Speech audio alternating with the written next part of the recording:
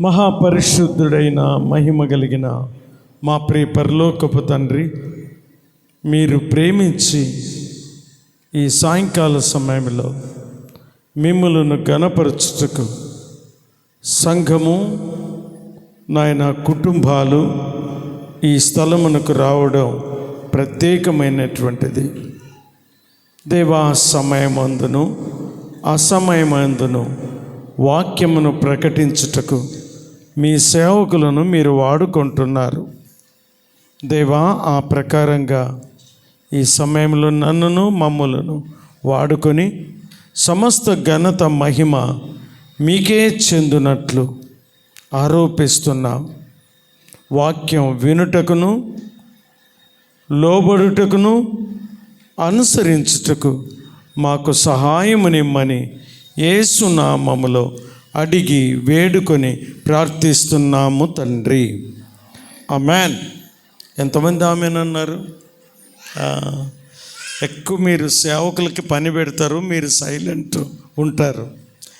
ఆమేన్ అన్నప్పుడు ఆమేను అంటేనే నీవు మందిరంలో కూర్చున్నట్లు, లేకుంటే ఎక్కడో నీ మైండ్ ఎక్కడో పోయినట్లు. ఎక్కడో పోయిన వాళ్ళు ఆమెన్ అనలేరు, హల్లెలూయా అనలేరు. ఆమెన్ అంటే ఏమి తెలుసా? ఏందవును ప్రార్థించిన వారి యొక్క ప్రార్థన అట్లే అగునుగా కానీ అర్థం. నీవెప్పుడైతే ఆమెన్ అనలేదో నా ప్రార్థనకు నీవు వ్యతిరేకమైన ఓటేసినట్లు. అర్థమైందా? అవునుగాక అన్నప్పుడు మనమందరం కలిసి దేవుని ఘనపరిచినట్లు. మంచిది, దేవునికి స్తోత్రం. సామాన్యంగా ఇప్పుడు మనకు ప్రార్థన కూడికి పెట్టించిన ఇంటివారు ఇప్పుడు ఉన్నారా? చెప్పండి, చేతులెత్తండి. అందరూ పోయినారు కదా, అందరూ పోయినారు. ఇప్పుడు వాళ్ళు మనకు పని పెట్టించి మీరు పని చేస్తూ ఉండండి, మేము పండగ చేస్తూ ఉంటాం అన్నారు. ఎప్పుడు కానీ నా సంఘంలో అంటే దేవుడు మాకిచ్చిన పరిచర్య ప్రాంతంలో మాత్రం ఇంటివారు లేనిదే వాక్యం చెప్పను నేను. ఎందుకంటే ఇంటివారు కూడా తెలుసుకోవడం చాలా మంచిది. మరియా మార్తను గురించి యేసు ప్రభు 2 ఉదాహరణలు చెప్పాడు. మరి ఏం చేస్తున్నదంట? యేసు ప్రభు పాదాల దగ్గర కూర్చొని దేవుని వాక్యం వింటుంది. మార్త ఏం చేస్తుందంట? యేసు ప్రభుకే భోజనం తయారు చేస్తుంది. అడాబడా ఆమె భోజనం తయారు చేస్తుంటే ఆమె కొద్దిగా విసుగొచ్చింది. ఎవరిని చూసి? దేవుని మాటలు వింటున్నటువంటి మరియను గురించి కొద్దిగా విసుగొచ్చి మరియా యేసు ప్రభు దగ్గరికి వచ్చి, మార్తమ్మ, అయ్యా నీకు ఇంతైనా చింత లేదా? నేను ఒక్కతే కష్టపడుతున్నాను వంట వండడానికి, ఆమె నాతో కూర్చోబెట్టుకొని మాటలు చెప్తున్నావు. అప్పుడు మరియను బట్టి మార్తతో యేసు ప్రభువు అన్నటువంటి మాట ఏంటంటే, మార్తా మార్తా, నీవు అనేకమైన పనులు పెట్టుకొని, విస్తారమైన పనులు పెట్టుకొని తొందరపడుచున్నావు. ఏమిట్లో? పనుల్లో. కానీ అవసరమైంది, శ్రేష్టమైంది ఏంది? దేవుని వాక్యం. దేవుని వాక్యం వినకుండా మనం ఎన్నెన్నో పనులు పెట్టుకుంటే అది కష్టం. దయచేసి నేను ఎంతంటే ఇంకొక వారము 10 దినాలు ఉంటాను.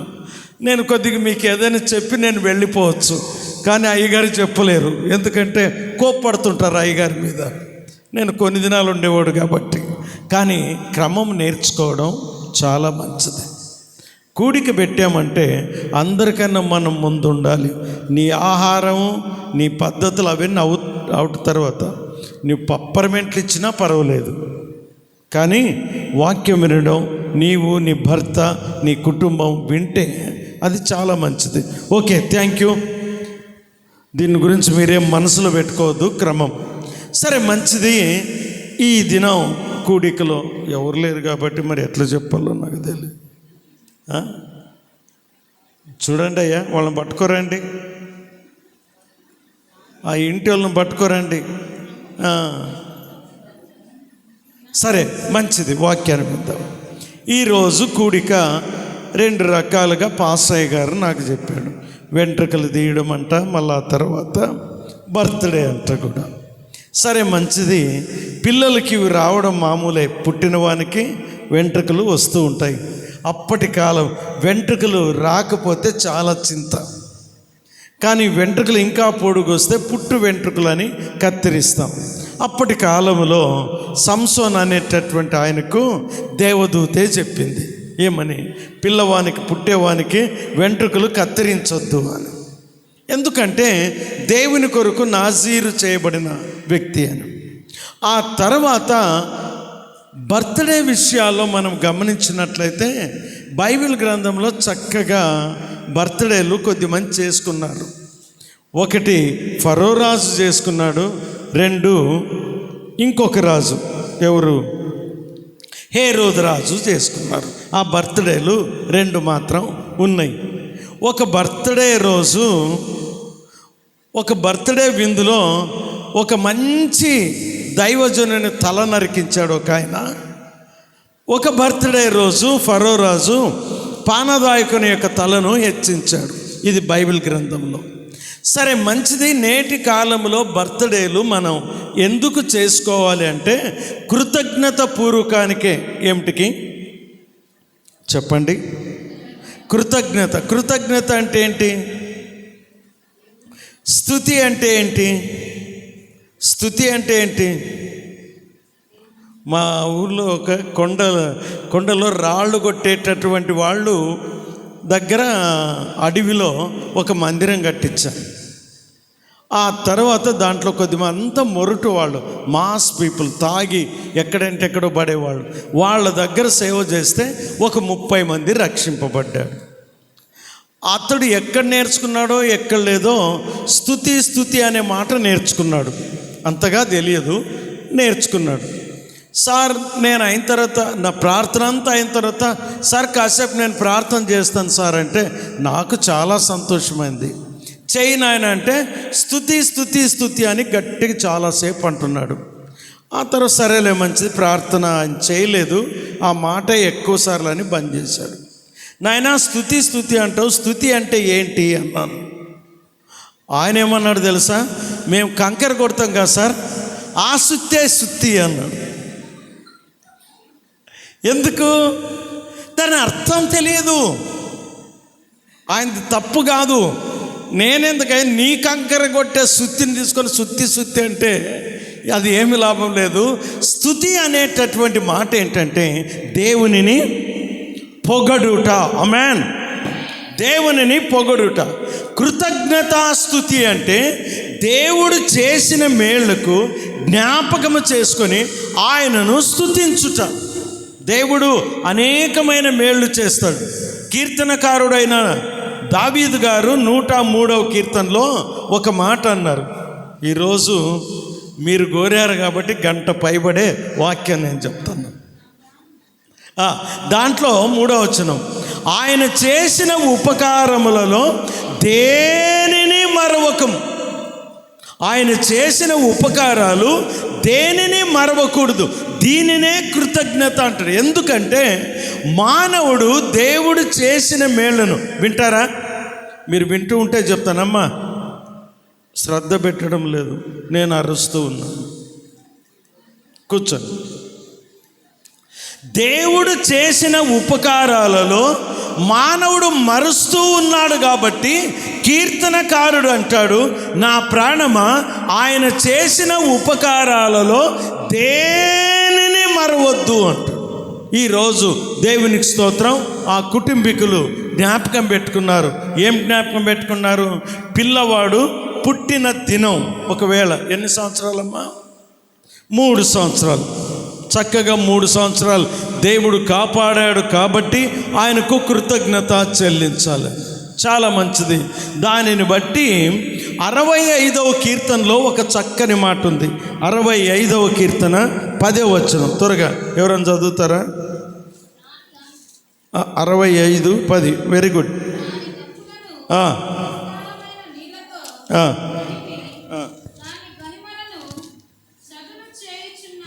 ఆ, ఆ, ఆ, ఆ. సారీ, వేరే 11 వచనం. సంవత్సరమును నీ దయా కిరీటము ధరింపచేస్తున్నావు, నీ జాడలు సారమును వెదజల్లుచున్నవి.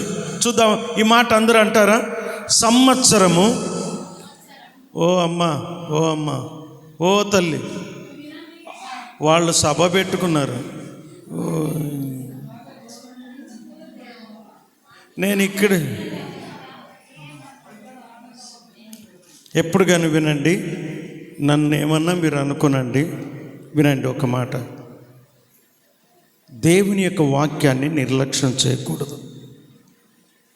ఎందుకంటే ఆనాటి కాలంలో దేవుడు ఎవరితోనైనా మాట్లాడుతుంటే చిత్తము అనేవాళ్ళు.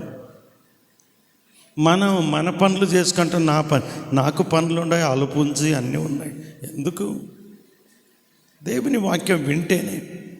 దేవుని పనిని ఎప్పుడు కానీ నిర్లక్ష్యంగా చేయకూడదు. దేవుని పని నిర్లక్ష్యం చేస్తే ఏమంట, అది నేను అన్నాను. కాబట్టి మనం వినండి, నేనే కాదు, అయ్యగారు కానీ ఇంకొకరు కానీ దేవుని వాక్యం చెప్పేటప్పుడు ఇంకొక మాటలో గమనించండి. దేవుడు అల్లరికి, ఆ మాట మీరేనండి, దేవుడు అల్లరికి, గట్టిగానండి, కర్త కాదు. అంటే అల్లరికి తండ్రి కాదు ఆయన. అల్లరి చేస్తామంటే అది కాదు. నెమ్మదిగా దేవుని యొక్క వాక్యం వినండి. ఇంకొకరిని నీవు ఎట్లా వినువు, వేరే వాళ్ళని చెడిపోద్దు, వినేవాళ్ళని. మంచిది, చూద్దాం. ఇప్పుడు చూస్తాను. ఏదైనా అల్లరి జరిగిందనుకో, మీరు ఏమైనా అనుకోనండి, నేను ముగిచ్చి కూర్చుంటాను అంతే. నేనేమైనా అల్లరి చేస్తే కూర్చోసారని చూడండి. దేవుని యొక్క వాక్యం విందాం. మిమ్మల్ని కంట్రోల్ చేసుకోవడానికే నేను ఈ మాటలు చెప్పేది. సంవత్సరమును నీ దయా కిరీటం అనండి, చూద్దాం. సంవత్సరమును నీ దయా కిరీటం ధరింపజేసి ఉన్నావు, నీ జాడలు సారమును వెదజల్లుచున్నవి. దేవునికి స్తోత్రం. సంవత్సరము అనేటటువంటిది ఏంటంటే దరిదాపు ఇప్పుడు ఆ పిల్లవాడు 2 దాటి 3వ సంవత్సరంలోకి అడుగుపెట్టాడు. సంవత్సరం. మీలో కొద్దిమంది 50 ఏండ్లు ఉండొచ్చు, 60 ఏండ్లు ఉండొచ్చు, 30 ఏండ్లు ఉండొచ్చు, ఇంకా కొద్దిగా తక్కువ ఉండొచ్చు. ఎన్నేండ్లు అని అంటే నీవు అంటావు గంభీరంగా, నాకిప్పుడు 50 సంవత్సరాలు. అది ఏంటి? గట్టిగా మాట్లాడు. నాకన్నా చిన్నవాళ్ళు కూడా పోయారు కానీ దేవుడు నన్ను పెట్టాడు అని అంటుంటారు. నాకు దేవుని యొక్క కృప ద్వారా ఇప్పుడు 64 సంవత్సరాలు. కానీ నేను అంటున్నాను, ఈ 64 సంవత్సరాలైనా, నీకున్న 20 సంవత్సరాలైనా, నీకున్న 3 సంవత్సరాలైనా, ఆ బాబుకున్న 3వ సంవత్సరమైనా, అది ఏంటి తెలుసా? నీది కాదు, దేవుడిచ్చిన ఒక దయా కిరీటం. ఏంది? వయస్సు. ఈ వయస్సు అనేది నాకు ఇప్పుడు 40 ఏండ్లు అని నీవు అంటావు కానీ అది నీ గొప్పతనము కాదు, దేవుడిచ్చిన దయా కిరీటం. అంటే దయ అంటే ఫ్రీగా ఆయన జాలి చూపాడు, నీవు ఇన్నేండ్లు బ్రతికున్నావు. నాకు ఇన్నేండ్లు అని అంటే దేవుడు చూపిస్తున్న ఆ దయను పోగొట్టుకుంటున్నావు అని అర్థం. కాబట్టి దేవుడు నీకిచ్చిన ఈ దయా కిరీటాన్ని నిర్లక్ష్యం చేసుకోవద్దు. అంత మాత్రమే కాక ఈ దయా కిరీటములో వినండి, ఇంకో నీ జాడలు జాడలంటే ఏమని తెలుసా మీకు? తెలుగు పదమే జాడ అనే మాట. పెద్దయ్య జాడలు. అడవిలో ఎవరైనా నడుస్తుంటే స్టెప్స్ పడతాయి కదా, పాదాలు ముద్ర పడతాయి కదా, దాన్ని ఏమంటారంటే జాడ అంటారు. జాడ పట్టుకొని పోతే ఊరు వస్తుంది అంటారు పెద్దలు. తెరువు పట్టుకొని పోతే అన్నట్లు. అనగా వినమ్మా, ఎందుకు నవ్వావు? నేను నవ్వే మాట చెప్పలేదు.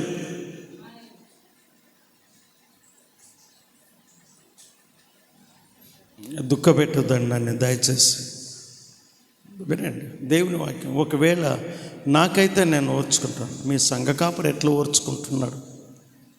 ఆయన పరిచర్య చేస్తున్నాడంటే గమనించాలి. సంఘం క్రమం నేర్చుకుంటే మంచిది. ఎంత మందిరానికి వస్తున్నావు అనేది కాదు, ఎంతైనా ఇంత ఉంచుకొని పోతున్నావా అది ముఖ్యం. మందిరానికి వచ్చింది గొప్పది కాదు. రావచ్చు, అల్లరి చేయనీకే రావచ్చు, నీ చీర చూపించుకునేకే రావచ్చు, నీ జాకెట్ చూపించుకునేకే రావచ్చు. దీనికే దేవుని వాక్యం కొద్దిగా వింటూ ఉంటే ఇంకొకరికి నీ వాక్యం చెప్తావు. సరే, మంచిది. సారీ అమ్మాయి, నీ జాడలు సారమును వెదజల్లుచున్నాయి. అంటే ఈ సంవత్సరములో నీకు ముందుగా ఆయన జాడలు ఉన్నవి అని అర్థం. నీకు ముందుగా సంవత్సరంలో నీవు నడుచు త్రోవలో ఆయన జాడలు ఉన్నాయి. యేసు ప్రభు అన్నాడు, నేనే మార్గమును, నేనే సత్యమును, నేనే జీవమును అన్నాడు. మన ఆత్మీయ యాత్ర కొనసాగడానికి దేవుని జాడలు మనకేం చేస్తున్నాయంటే సారము కలుగు చేస్తున్నాయి. దేవుని జాడ అంటే ఏంటి తెలుసా? దేవుని యొక్క వాక్యం. నీ వాక్యము నా పాదములకు దీపమును, నా త్రోవకు వెలుగునై ఉన్నాయి. మన జీవిత ఆయుష్ కాలము ముందుకు సాగాలంటే, వినండి, నీ వయసు ఇంకా ముందుకు ఉండాలంటే నీ ఆరోగ్యమును బట్టి, నీ శక్తిని బట్టి, నీ ధనమును బట్టి నీవు ఇక్కడ మిగిలిలేవు. ఆరోగ్యం కలిగిన వాళ్ళు చనిపోతున్నారు, అంతస్తు కలిగిన వాళ్ళు చనిపోతున్నారు, అనేకమైనటువంటి రీతిలో అందమున్న వాళ్ళు చనిపోతున్నారు. కానీ నీకు నాకు దేవుడిచ్చిన ఈ కృపావరం ఏంటంటే ఆయన ఇచ్చిన దయా కిరీటం. ఎప్పుడైనా నీవు అనుకో, నాకు 30 ఏండ్లు ఉన్నాయి, నాకు 50 ఏండ్లు ఉన్నాయి అని అనుకునే దానికన్నా ముందు దేవుని యొక్క దయను జ్ఞాపకం చేసుకో. ఆయన సంతోషపడతాడు. ప్రభునందు ప్రేమైన వాళ్ళ, ఇప్పుడు చిన్న పిల్లవాని కుడికి కాబట్టి మనం ఏదైనా పిల్లవానికి చెప్తే కూడా అర్థం కాదు. వచ్చిన వాళ్ళు పెద్దవాళ్ళు కాబట్టి 4 మాటలు విని మనం ముందుకెళ్దాం. ఈరోజు ఏర్పాటు చేసుకున్నటువంటిది చూద్దాం. 2వ రాజుల గ్రంథం 5వ అధ్యాయం. దీని యొక్క అంశం ఏంటంటే గొప్పవానికి చిన్న పాప త్రోవ చూపిన విధానం అంటారు. ఏ మాట? గొప్పవాడికి చిన్న పాప త్రోవ చూపెను. మనం చిన్నపిల్లలను మనం నిర్లక్ష్యం చేస్తాం కదా. ఆ చిన్నపిల్లలు దేవుని ఎడల భయము భక్తి ఉంటే పెద్దలను కూడా మందిరంలోకి నడిపిస్తారు. ఆ ప్రకారంగా చిన్నపిల్లలను మనం పెంచుటలో చాలా ఉత్తమమైన మార్గం. నాకు చాలా దుఃఖం ఉంది. ఇంతమంది స్త్రీలు ఉన్నారు, వీరందరికీ ఇంచుమించు కొందరికయే కాకపోవచ్చేమో, ఇంచుమించు అందరికి భర్తలు ఉన్నారు, ఒకవేళ కొడుకులు ఉన్నారు. వాళ్ళందరూ వస్తే ఇక్కడ సైడ్ కూడా పట్టదు. ఎందుకో వాళ్ళు రావడం లేదు.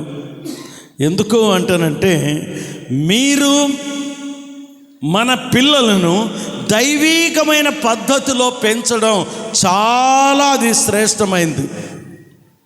వాళ్ళ కొరకు ప్రార్థన చేయాలి, వాళ్ళ కొరకు ఉపవాసం ఉండాలి. వారిని సంపాదించినప్పుడు నీవు లోకముల ఆత్మలను సంపాదించకపోయినా పర్వాలేదు, దేవుని కొరకు నీ ఇంట్లో వాళ్ళను సంపాదించు. అది గొప్ప ఘనత. మంచిది. 2వ రాజుల గ్రంథం 5వ అధ్యాయం. సిరియా రాజు సైన్యాధిపతి అయిన నయమాను అను ఒకడు ఉండెను. అతని చేత యెహోవాయే సిరియా దేశమునకు జయము కలగజేసి ఉండెను గనుక అతడు తన యజమాని దృష్టికి ఘనుడై దయ పొందిన వాడైను. అతడు మహాపరాక్రమశాలి అయి ఉండెను, కానీ అతడు కుష్ఠరోగి. దేవునికి స్తోత్రం. ఆనాటి కాలంలో రాజుల పరిపాలనలో సిరియా రాజు ఉండేవాడు. ఇశ్రాయేలును కాక యూదులను పరిపాలించేటటువంటి సిరియా దేశం అది సపరేట్ దేశం. అంత మాత్రం కాక దేవునిని ఎరగని ప్రాంతం. ఇశ్రాయేలు ప్రజల మీద దేవుని కృప ఉండేది. సిరియనులు ఇశ్రాయేలులతో ఎప్పుడు పోరాడుతూ ఉండేవాళ్ళు. కానీ ఆ సిరియా ప్రాంతానికి ఒక రాజు ఉండేవాడు. ఆ రాజుకు ఒక సైన్యాధిపతి ఉండేవాడు. ఆ సైన్యాధిపతి అంటే అతని కింద వేల మంది సైన్యం ఉంటాడు. అతడు ఒక అధికారిగా ఉంటాడు. అతడు ఎక్కడికి వెళ్ళినను, ఇక్కడ రాయబడిన మాట చూడండి, అతడు ఎక్కడికి వెళ్ళినను చూడండి, ఆ మాట చూడండి. అతని చేత, మొదటి వచనం, అతని చేత యెహోవాయే సిరియా దేశమునకు జయము కలగజేసి ఉండెను. చూడండి, ఈ మాట సిరియనులు దేవునికి వ్యతిరేకైన ఆ సిరియా రాజు కింద ఉన్న నయమానుకు దేవుడు ఎప్పుడు విజయాలు ఇస్తూ ఉండేవాడు. దీనిని బట్టి ఏంటంటే దేవుడు సార్వభౌముడు, సర్వ ప్రజలకు ఆయన సహాయము చేయగలిగేటటువంటి దేవుడు. ఎందుకంటే ఈరోజు చర్చిలో ఉన్న వాళ్ళే కాదు, చర్చి బయట ఉన్నటువంటి వాళ్ళు కూడా ఆ దేవుని కృపను పొందుతున్నారు. మీరు దేవుని కృపను అర్థం చేసుకున్నారు, వాళ్ళు అర్థం చేసుకోలేదు, అంతే తేడా. వారు కాపాడబడుతున్నారు, వారు 40 ఏండ్లు 50 ఏండ్లు బాగా జీవిస్తున్నారు, ఇండ్లు కట్టిస్తున్నారు, అన్నీ చేస్తున్నారు. ఏంటంటే ఇచ్చిన దేవుని తెలుసుకోవడం లేదు, మీరు ఇచ్చిన దేవుణ్ణి తెలుసుకున్నారు. ఇదే శ్రేష్టమే. ఆ విధంగానే సిరియా దేశానికి ఉన్నటువంటి నయమానుకు దేవుడు ఎప్పుడు తోడుగా ఉండేవాడు. అతడు ఎక్కడికి పోయినా విజయాలు చేకూరుస్తుండేవాడు దేవుడు. సరే, ఆ సిరియా రాజు కూడా ఈ నయమాన్ని ఎక్కడైనా యుద్ధానికి వెళ్ళి పంపిస్తే అతడు ఖచ్చితంగా గెలిచే వస్తాడు అనేటటువంటి నమ్మకం ఉండేది. అయితే చూడండి, 2వ వచనం కొద్దాం. కాదు, మొదటి వచనంలోనే, అతని చేత యెహోవాయే సిరియా దేశమునకు జయము కలుగజేసిండెను గనక అతడు తన యజమాని దృష్టికి గనుడై దయ పొందిన వాడాను. అతడు, వినండి బాగా, ఇప్పుడు వినండి, అతడు మహాపరాక్రమశాలి అయి ఉండెను. అతడు ఎటువంటి వాడట? మహాపరాక్రమశాలి. కొందరిని చూస్తే వాళ్ళ గుణం బయటపడుతుంటుంది, కోపిష్ఠులో శాంతవంతులో అనేటటువంటిది. కానీ ఇతడు ఎటువంటి వాడు తెలుసా? మహాపరాక్రమము కలిగిన వాడు, యుద్ధ వీరుడు, యుద్ధాల్లో మంచి విజయము చేకూర్చుకునేటటువంటి వాడు. ఇతడు మహాపరాక్రమశాలి అయి ఉండెను గాని, చూడండి ఈ మాట నేను అంటున్నాను, పలుకుతున్నాను, వినండి. అతడు మహాపరాక్రమశాలి గాని అతడు కుష్ఠి రోగి. అతడు మహాపరాక్రమం కలిగిన వాడు, బలాఢ్యుడు, దేవుని చేత విజయములు పొందుతున్నవాడు. అతడు మహా గొప్పవాడు కానీ కుష్ఠి రోగి. చూడండి, ఇది ఎట్లంటే పేరు గొప్ప, ఊరు దిబ్బలాగా కనపడుతుంది. మన వ్యక్తిగత జీవితంలో దేంట్లోనో ఒకట్లోనో గొప్పగా ఉన్నట్లే ఉంటాం. సపోజ్ తమ్ముడు సంగీతం, మంచి సంగీతం, పాటలు, చక్కని వాక్యం చదివేటటువంటిది, అందరినీ మాటలతో మంచిగా ఉండేటటువంటిది, బయటికి కనిపించేది, చాలా గొప్పవాళ్ళు, చాలా మంచివాళ్ళు అనే పేరు కూడా ఉండొచ్చు. కానీ లోపల చూస్తే కుష్ఠి రోగం. ఒక మనిషి ఆత్మీయంగా పతనమైనటువంటి వాడు బయటికి బాగానే ఉంటాడు కానీ లోపల చెడిపోయినటువంటి వాడు. కొన్నిసార్లు మామిడి పళ్ళు మనం కొనుక్కుంటాం, పైకి చాలా బాగుంటుంది. యాపిల్ పండు కొనుక్కుంటాం, చాలా బాగుంటుంది. ఎక్కడ పడి ఉంటుందో ఆ రంధ్రం మనకు కనపడదు, కానీ అది కోసినప్పుడు చూస్తే సగం పండు చెడిపోయి ఉంటుంది. దేవుని యొక్క దృష్టిలో మనం కూడా అంతేనండి. బయట చూడడానికి, ఇంట్లో చూడడానికి, మరి బయట అక్కడ ఇక్కడ ఆయన చాలా మంచోడు, ఆయన గొప్పోడు, ఆయన మహాధనవంతుడు అనేటటువంటి పేరు ఉంటుంది, కానీ లోపట చాలా చెడుతో ఉంటుంది. అవును ప్రియులారా, మనకు అలాంటి వాళ్ళు కంటికి కనపడుతుంటారు. ఆ తర్వాత అంటాం, ఇలాంటి వాడని నేను అనుకోలేదు, ఇట్లా చేస్తాడని అనుకోలేదు, ఇంతటిది అని నేను అనుకోలేదు. నిజంగా మన జీవితాల్లో ఎన్ని పొరపాట్లకు లోనాయో. మహాపరాక్రమశాలి, మహా గొప్పవాడు. ఆ గాని అనే మాట ఏం చేస్తుంది తెలుసా? ఆ పరాక్రమం అంతా తీసేస్తుంది. అయ్యా మీ దగ్గరికి వస్తున్న సార్ మంచోడా, అని అన్నారు అనుక. ఆమె మంచిదా? చాలా మంచిది, కానీ ఏంటంటే రంకులది, అది తీసేస్తుంది, ఆ గొప్పతనం అంతా తీస్తుంది. దేవుని ఎదుట మనం ఎట్లున్నాం? బయటకు మంచిగా ఉన్నాం, లోపట ఎట్లున్నాం? లోపట గుణాలు ఎట్లున్నాయి? దేవుడు బయట అలంకారాన్ని చూడడు, బయట అలంకారాన్ని చూడడు. యెషయా కొడుకుల్లో ఉన్నటువంటి ఆ కొడుకుల్లో నుండి ఒక కొడుకుని రాజుగా చేయమని సమూయేలు ప్రవక్తకు చెప్తే మొదటి కొడుకు వస్తే దేవుడు అంటాడు, నీవు పై రూపం చూస్తున్నావు కానీ నేను అతన్ని ఎన్నిక చేసుకోలేదు. అలాగ మన జీవితం ఒకవేళ ఈ రాత్రికాల సమయంలో గమనించు, ఎవరికి చెప్పేదేం అవసరం లేదు. దేవుని ఎదుట నిన్ను నీవు ఎట్లున్నావు, బయట ఎట్లున్నావు? దేవుడు కోరుకునేది ఏంటంటే యథార్థత. ఆ దేవుడు ఆత్మ గనుక ఆయనను ఆరాధించువారు యథార్థపరులే ఆరాధించాలి. దేవుడు కోరుకున్నది నీ అందం కాదు, నీ పరాక్రమం కాదు, నీ శౌర్యం కాదు, నీ జ్ఞానము కాదు, నీకున్న తెలివితేటలను కోరడు. నీ హృదయంలో ఉన్నటువంటి భక్తిని కోరుకుంటాడు. ఆ భక్తి ఎట్లుంది? అతడు మహాపరాక్రమశాలి, చాలా గొప్పవాడు, కానీ అతడు ఏంటంటే కుష్ఠరోగి. చూడండి ప్రియులారా, కుష్ఠరోగం అనుకుంటే నీవు అనుకోవచ్చు, సార్ నాకు అటువంటి రోగం లేదు అని అనుకోవచ్చు. చాలా మంచిది, దేవునికి స్తోత్రం. అయితే ఒక చక్కని మాట ఏంటంటే ఇర్మియా గ్రంథంలో ఒక చక్కని మాట ఉంది. 17వ అధ్యాయం 9వ వచనం. ఇర్మియా గ్రంథం 17వ అధ్యాయం. హృదయము అన్నిటికంటే మోసకరమైనది, అది ఘోరమైన వ్యాధి కలిగింది. చాలు దాన్ని గ్రహింపగలిగిన వాడు. ఇక్కడ మహాపరాక్రమశాలి, కానీ అతనికి ఏముంది చెప్పండి? ఇందాక చెప్పాను, అమ్మా అందరూ మాట్లాడండి. అతనికి ఏముంది? అతడు మహాపరాక్రమశాలి, కానీ అతడు కుష్ఠరోగి. అయితే ఆ రోగాన్ని బట్టి మనం అనుకుంటాం, దేవుని వాక్యం ఏం చెప్తుంది తెలుసా? హృదయము అన్నిటికన్నా ఎవరు మాట్లాడరు? హృదయము అన్నిటికన్నా మోసకరమైంది. అమ్మా చదువు. అది ఘోరమైన వ్యాధి కలిగింది. ఏంది? హృదయం. అతనికి వచ్చిండే జబ్బు కుష్ఠరోగి. మరి దేవుడు మానవ హృదయాలను పరీక్షించినప్పుడు హృదయము అన్నిటికన్నా మోసకరమైంది, అది ఘోరమైన వ్యాధి. అప్పటి కాలంలో పెద్దలు మాట్లాడేటటువంటి మాట విషయాల్లో అన్నిటికన్నా పెద్ద రోగం ఏ రోగం అంటే కుష్ఠరోగమే. వాళ్ళని అనేవాళ్ళు, వానికి పెద్ద రోగం వచ్చింది అనేవాళ్ళు. దేవుని వాక్యం చెప్తుంది హృదయం అన్నిటికన్నా మోసకరమైంది, అది ఘోరమైన వ్యాధి కలిగింది. అంటే హృదయములోనే కుష్ఠరోగం ఉంది అని అర్థం.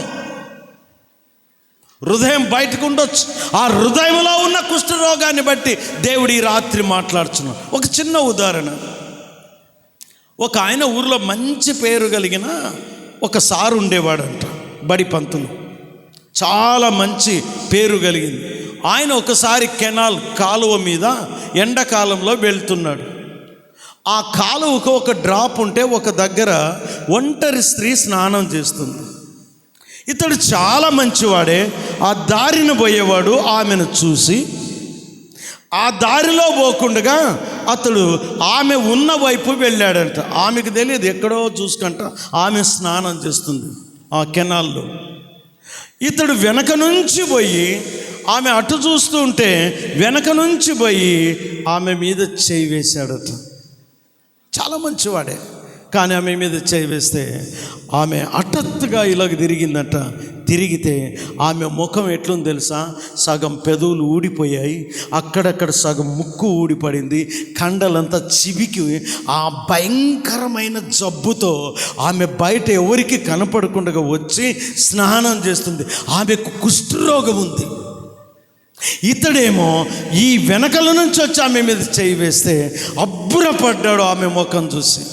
ఆమె అన్నిందంట ఒక్క మాట, ఏం మాట తెలుసా?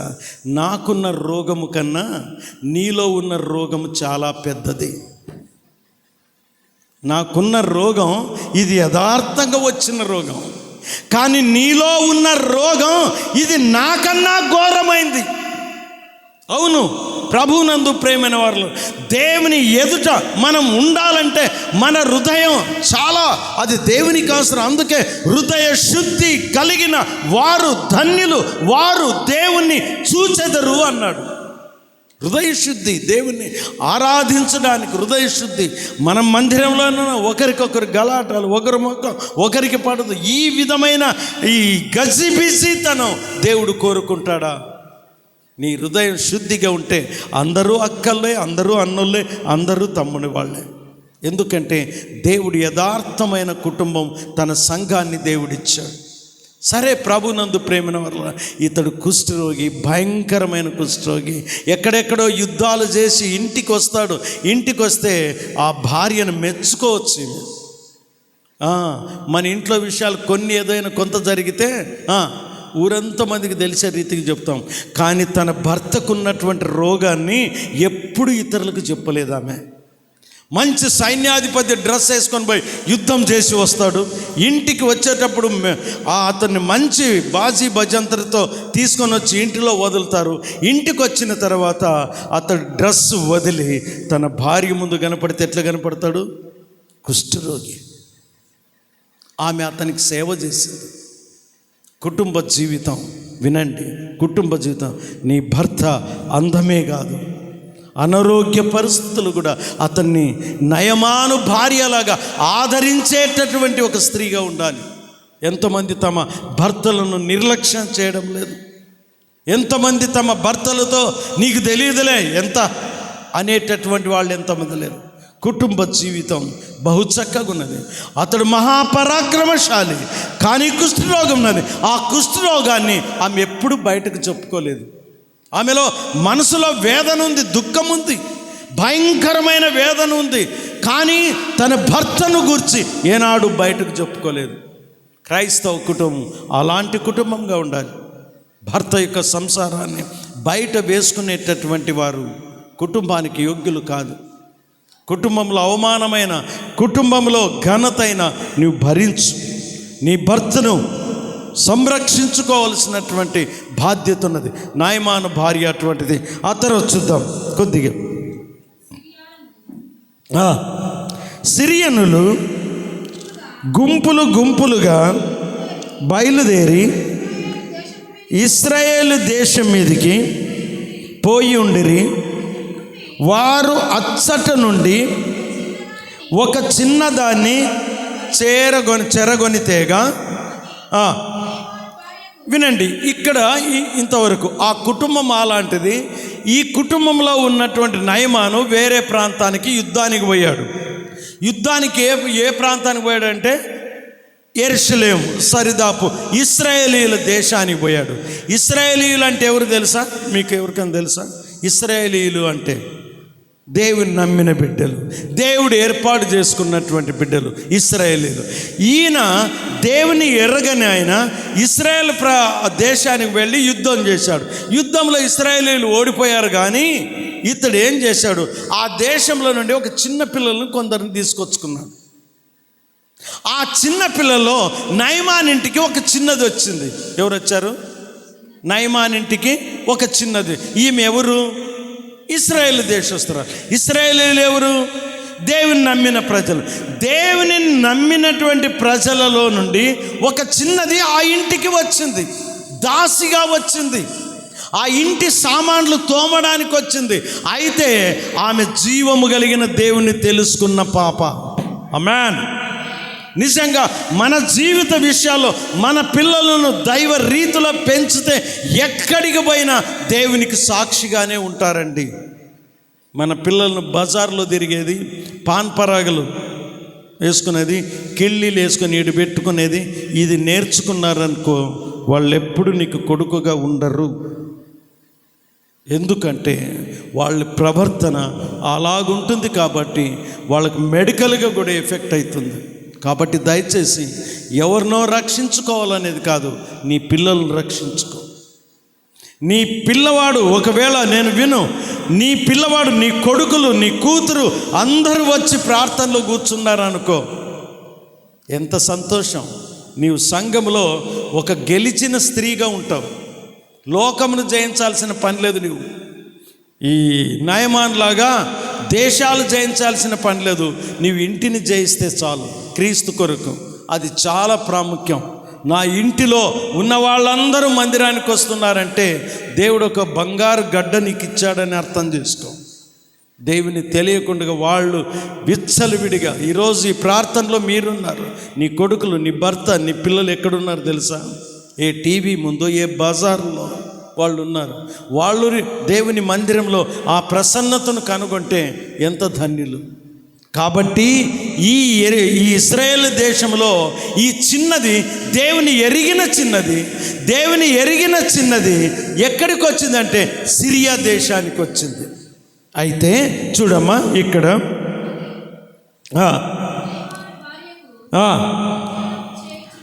అది ఆ చిన్నది ఏంటి? నయమాను భార్య. నయమాన్ ఎవరండి? ఇందాకిన్నా నయమాను కుష్ఠరోగి. ఆ కుష్ఠరోగి యొక్క భార్యకు సేవ చేస్తూ ఉంటే ఈమె ఒకరోజు మాట అందాజుగా ఆయన బట్టలు విడిచి ఇంట్లో తిరుగుతున్నప్పుడు కుమిలి ఏడుస్తూ ఉండవచ్చు. ఈ చిన్నది అమ్మగారి దగ్గరికి వెళ్ళింది. అమ్మగారు, ఎందుకు ఈ దుఃఖం? నీకు చెప్పనిదేంది తెలుసా? నువ్వు చూస్తున్నావు కదా, నా భర్త పరాక్రమశాలి కానీ అతడు కుష్ఠరోగి అమ్మ. వేరే వాళ్ళ పిల్లలు ఏం చేస్తారు? ఉంటే ఉండొచ్చులే, నాకేం తెలుస్తుంది. కానీ ఈ పాప ఒక చక్కని సువార్త చెప్పిందండి. నేను అదే చిన్నపిల్లల కూడిక కాబట్టి నేను చెప్తున్నా. చూడండి, అది షోమ్రోన్లోనున్న ప్రవక్త దగ్గర నా ఏలినవాడు ఉండవలనని నేనెంతో కోరుచున్నాను. ఆమేన్. ఏమనుకునింది ఆమె? భయము విడిచి ధైర్యంగా, అమ్మా నీ భర్త విజయాలు చేకూర్చుకంట ఆ సంతోషంలో ఉండాల్సింది కాదు, కానీ నీ భర్త ఖచ్చితంగా షోమ్రోన్లో ఒక దైవజనుడు ఉన్నాడు. ఆ దైవజనుని దగ్గర ఉంటేనే అతనికి క్షేమం. ఎంత ధైర్యం! నీ పిల్లవాడు రోడ్ల మీద ఉండవలసింది కాదు, కానీ చర్చిలో ఉండవలసింది. నీ కొడుకు సినిమా థియేటర్లో కాదు, కానీ దేవుని యొక్క పరిశుద్ధ ఆలయంలో ఉండాల్సింది. ఈ పాప చక్కని సువార్త నీ కుటుంబంలో అలాగే చెప్తున్నావా? ఈ చిన్న పాప అంత చక్కని పరిచారం చేసింది. ఎంతో గొప్ప వాడు, వీరుడు, ధీరుడు, పరాక్రమము కలిగిన వాడు. అతను ముందు నిలబడి మాట్లాడడానికి కూడా ఎవరికి యోగ్యత లేదు. కానీ ఈ చిన్నది, అమ్మా నీ భర్త ఇక్కడ కాదు, ఎంతుంటేనేమి కుష్ఠరోగి, ఇక్కడ కాదు ఉండాల్సింది. అతడు ఎక్కడ ఉండాలంట? నేను ముందే చెప్పాను, షోమ్రోన్లో ఉన్న దైవజనుని దగ్గర ఉంటే. మీరేమనుకోవద్దండి, ఇక్కడ నేను ఉంటాను కదా, నన్ను వచ్చి పలకరించే వాళ్ళు చాలా తక్కువ. గిట్లా నేను గమనిస్తాను. వందనాలు అని చెప్పిన వాళ్ళు నాకు కనపడలేదు ఇంతవరకు. ఇన్ని దినాలు ఇక్కడ ఉన్నాను, నేనే బలవంతంగా పలకరిస్తాను, నేనే పిలుచుకుంటాను వాళ్ళని. అయ్యా రండి నాతో కాసేపు ఉండండి అంటాను, కానీ రారు. పొద్దున కనపడితే ఊరికే ముఖం నవ్వి అట్లా అంటారు, ముందుకు పోతారు. ఒక్కరు సార్ వందనాలు, ప్రైజ్ ది లార్డ్ అనే మాట కూడా నేర్చుకోలేదు. నేను మిమ్మల్ని విమర్శించడం కాదు, మీ నుండి ఆశపడేది ఏ దైవజనుడైనా అదే కోరుకునేది. ఏ దైవజను, అందుకే ఈ పాప కూడా కోరుకునేది అదే. ఏం కోరుకుంటుంది? నీ భర్త ఈడ కాదు ఉండవలసినది, నీ భర్త దైవ సేవకుని దగ్గర ఉండాలి, అప్పుడైతే క్షేమం. ప్రభునందు ప్రేమైన ఎవరి జత కట్టినోడన్నా చెడిపోతాడు, కానీ దైవ సేవకుల జత కట్టినటువంటి వాడు చెప్పండి చెడిపోతాడా?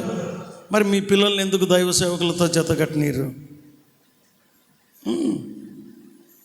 అది ఎందుకు దైవ సేవకులతో సరైన సమయం, అన్నగారు రండి కూర్చోండి అన్నగారు అని స్త్రీలు పలకరిస్తున్నారు, మంచిదే. కానీ ఆ పురుషుల్లో ఎందుకు? అగ్నిగుండములో ఎవరు కాలుతారు తెలుసా? నిన్ను బట్టి నీ కొడుకులందరూ పరలోకానికి రారు, నిన్ను బట్టి నీ పిల్లలందరూ పరలోకానికి రారు. ఏంది తెలుసా? రక్షణ ఎవరికి వాళ్ళకే సొంతం. నీవు నమ్ముకుంటే నీవే పరలోకం పోతావు, ఆయన నమ్ముకోకపోతే నేను చెప్పలేను. అందుకే యేసు ప్రభు చెప్పాడు, 2 స్త్రీలు తిరగలి విసురుచూ ఉండగా ఒకతే ఎత్తబడును, ఒకతే విడవబడును.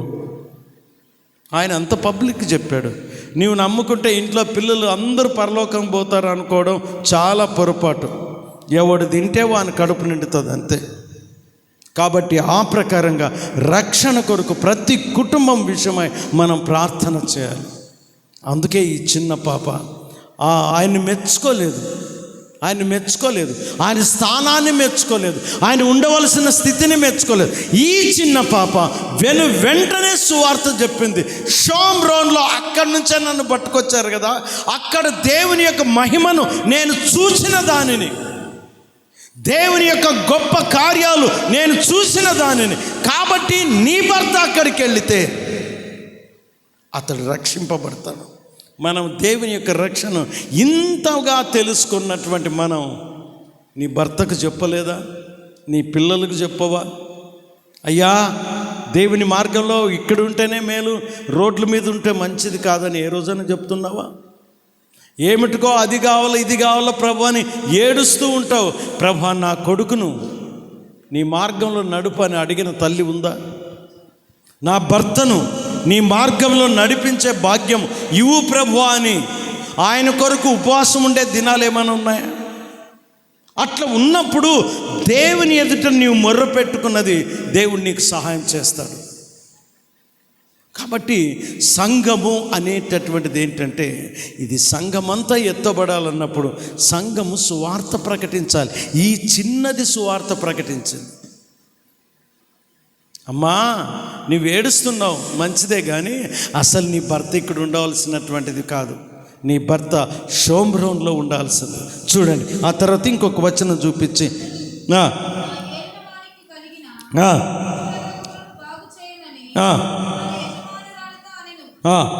నయమాను రాజు నొద్దకు పోయి ఇశ్రాయేలు దేశపు చిన్నది చెప్పిన మాటను, ఎట్లా? ఎవరు చెప్పిన మాట? చిన్నది. గొప్పోడు ఇతడు, పరాక్రమశాలి. ఈ పరాక్రమశాలి ఒక చిన్నదాని మాట వింటున్నాడు. చూడండి, దేవుని నమ్మినటువంటి బిడ్డలో ఉన్నటువంటి గొప్పతనం. నాకేం తెలీదు, నాకేమి రాదు అనేటటువంటిది కాదు. ఆ చిన్నది దేవుణ్ణి తెలుసుకున్నది.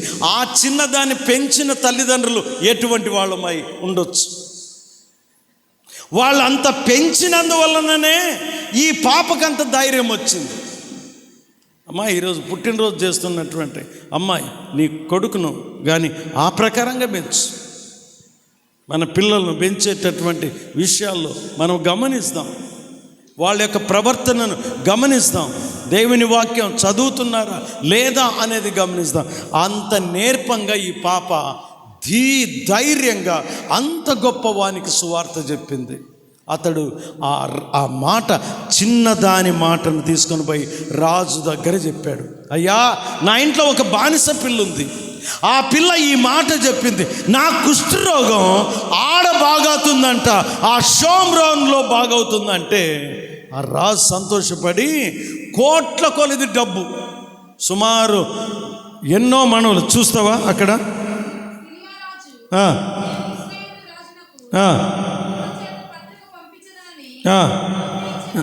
అతడు 20 మణుగుల వెండియు, ఒక్క మణుగు వచ్చేసి వినండి 12 కేజీలు. ఒక్క మణుగు అంటే 12 కేజీలు. ఇట్లాంటిది ఎన్ని మణుగులు? 20 మణుగులు అంటే 120 240 కేజీల బంగారు వెండి. మనతో ఎంత ఉంది? కాళ్ళకు వేసుకుంటే 10 తలాలు 12 తలాలు చైనాలు వేసుకుంటాం. కేజీలు 240 కేజీలు, 2 క్వింటాళ్ళ చిల్లర. అంత వెండి ఏమిటికి పంపించాడు తెలుసా? ఇతని వ్యాధి బాగు కావడానికి. అంటే బంగారము కన్నా వ్యాధి నయం కావాలనేది ముఖ్యం. ఆ తర్వాత బంగారు, లక్షల కొలది బంగారు పంపించాడు. ఇవన్నీ తీసుకొని షోమ్రోన్లో ఉన్న రాజు బాగు చేయమని ఒక లెటర్ రాశాడు. ఈ సిరియా రాజు యొక్క లెటర్ తీసుకొని నయమాను పోయి షోమ్రోన్ రాజుకి ఇచ్చాడు. షోమ్రోన్ రాజు ఏమనుకున్నాడు తెలుసా? ఈ వ్యాధి బాగు చేయడానికి నేనేమన్నా దేవుడా? అతడు నాతో కయ్యానికే ఈ పత్రిక పంపాడు. ఆ బంగారు వద్దు, ఆ వెండి వద్దు, ఎంత తీసుకున్నా నేను అతన్ని బాగు చేయగలనని తన వస్త్రం చింపుకున్నాడు. నా చేత కాదు అని. ఆ మాట ఎలీషా ప్రవక్తకి తెలిసింది. ఓయ్, నీ వస్త్రం ఎందుకు చింపుకుంటావు?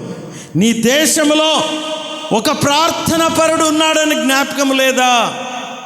ఒక ప్రార్థన పరుడు ఉన్నాడు, రమ్మను ఆయన నా దగ్గరికి. ఆ తర్వాత అది పెద్ద కథ. ఆ తర్వాత అతడు వెళ్ళి ఎలీషా ప్రవక్త చెప్పినట్లు అతడు 7 సార్లు మునగగా అతని చర్మం బాగైనట్లు కనపడింది. ప్రభునందు ప్రేమ ముఖ్య అంశం వినండి, ఇందులో గమనించాం. కుటుంబాన్ని గమనిస్తాం. ఆ కుటుంబంలో పరాక్రమవంతుడైన భర్త ఉన్నను అతనికి ఏముందంట? చెప్పండి, అతనికి ఏముందంట? అదే రీతిగా ఎంత మంచి భర్త అయినా కానీ ఏదో పాడుబుద్ధి ఉంటుంది. అదే కుష్ఠరోగం. ఏమ్మా ఏడుస్తున్నావు అంటే ఏం చేస్తావు? ఈ సంసారం కాక ఇంకొక సంసారంతో కూడా పరిచయం ఉంది ఆయనకి. అదే కుష్ఠరోగం. ఈ సంసారంలో ఇది కాక పేకాట కూడా ఉంది. అదే కుష్ఠరోగం. ఈ సంసారంలో ఇది కాక ఇంకా వేరు పాడు బుద్ధులు ఉన్నాయి. ఆ రోగం బాగా కావాలంటే ఆ పాప అతనికి ఏం చెప్పిందంట? ఏం చెప్పింది? దేవుని సేవకులు, మీ భర్తలు ఒకవేళ ఆ ప్రవర్తనలో ఉన్నట్లయితే, ఉన్నారని నేను అనను, ఉన్నట్లయితే వాళ్ళు ఎవరి స్నేహం కట్టాలి? మర్చిపోతురే. ఎవరు స్నేహం కట్టాలి? చెప్పండి. దేవుని సేవకుని స్నేహం చేయాలి. దేవుని సేవకుడు ఎప్పుడు తప్పుడు మార్గాలు బోధించడు. కాబట్టి ఆ దైవ సన్నిధి విధానంలో తెలుసుకుంటారు. ప్రభునందు ప్రేమైన వాళ్ళ హృదయం అన్నిటికన్నా ఘోరమైంది. అది ఘోరమైన వ్యాధి కలిగిందంట. ఆ వ్యాధిని బాగు చేయడానికే యేసుక్రీస్తు వారు ఈ లోకానికి వచ్చాడు. నశించిన దానిని వెదకి రక్షించుటకు యేసుక్రీస్తు ఈ లోకానికి వచ్చాడు.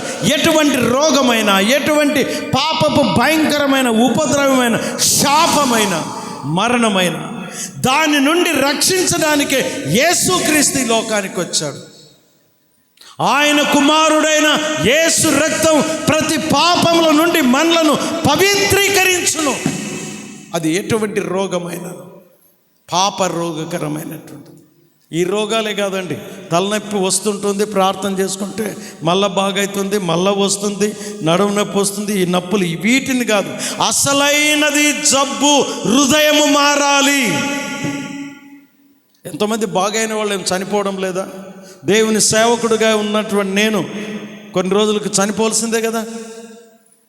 కానీ హృదయం చాలా దేవునికి అవసరం. హృదయముతోనే ఇందాక నేను మాట్లాడింది మీ ముఖాలకు కానే కాదు, మీ హృదయానికి దేవుడు నీతో మాట్లాడు. ఎవడైతే నా స్వరము విని తన తలుపును తెరుచుకుంటాడో నేను వాని యొద్దకు వచ్చి అతడును నేనును కలిసి భోజనము చేద్దుము అన్నాడు. ఏం చేస్తే? హృదయం అనే వాకిలి తెలుసుకుంటే. హృదయం అన్నడు తలుపు నోదా యేసునాదుండు, హృదయం అన్నడు తలుపు నోదా యేసునాదుండు, నిలచి సదయుడగుచు తాటుచుండు సకల విధములను, నిలచి సదయుడగుచు తాటుచుండు సకల విధములను. హృదయం అనే హృదయం అనే తలుపు దగ్గర సకల విధాలుగా ఇంత బోధంతా చేసింది ఏంటంటే ఆ హృదయమును వాకిలి తెరుచుకోవాలని. ప్రకటన గ్రంథం 3:28 తీయొద్దు. అక్కడ ఎవడైతే నా స్వరం విని తలుపు తీస్తాడో, అంటే ఏ తలుపు? అమ్మా అమ్మా ఈ తలుపు. దీన్ని గట్టిగా బీగం వేసుకొని తాళం వేసుకొని కూర్చుంటే ఎవడొస్తాడు రాని అన్నట్లుంటే కష్టం. ఆయనే పరుణ్ణి బోలి నిలచున్నాడు, పరికించి చూడు. అతడు ఎవరంట? ఆయన సొంతదారుడే కానీ పరుడుగా వాకిలి బయట ఉన్నాడు. నీవు ఆ స్వరం విని నా సొంతదారుడు ఈయన అని తలుపు తెరుచుకుంటే ఆయన వాక్యం నీలో నివాసం చేస్తుంది, రక్షణ భాగ్యం నీకు కలుగుతుంది. కాబట్టి ఈ కుష్ఠరోగి తన రోగం పోగొట్టుకోవడానికి ఎవరి మాట విన్నాడు? దైవ సంబంధమైన ఒక బిడ్డ యొక్క సువార్త విన్నాడు. అతని వ్యాధే బాగైంది. మరి మనం దేవుని మాటను ఎంత నిర్లక్ష్యం చేస్తే అంత కీడు. ఆ కీడు కలగకముందే రక్షకుడైన క్రీస్తును తెలుసుకో. ఆయన పరిపూర్ణమైన రక్తం నిన్ను శుద్ధీకరిస్తుంది. ఆయన మరణం, ఆయన పునరుత్థానం విజయం. ఎంత పరాక్రమశాలైనా చచ్చాడు ఈయన ఒక దినం, కానీ యేసుక్రీస్తు చావలేదు. ఆయన చావును తిరిగి లేచిన దేవుడు. ఆయన నీకు దేవుడుగా ఉండాలని ఇష్టపడతాడు. ప్రభువా నా హృదయంలో ప్రవేశించు అని నీవు ప్రార్థన చేసుకుంటే నీ హృదయం, నీ కుటుంబం సమాధానకరంగా ఉంటుంది. దేవుడు తన వాక్యాన్ని మన వినికిడిలో దీవించును గాక. ఆమేన్.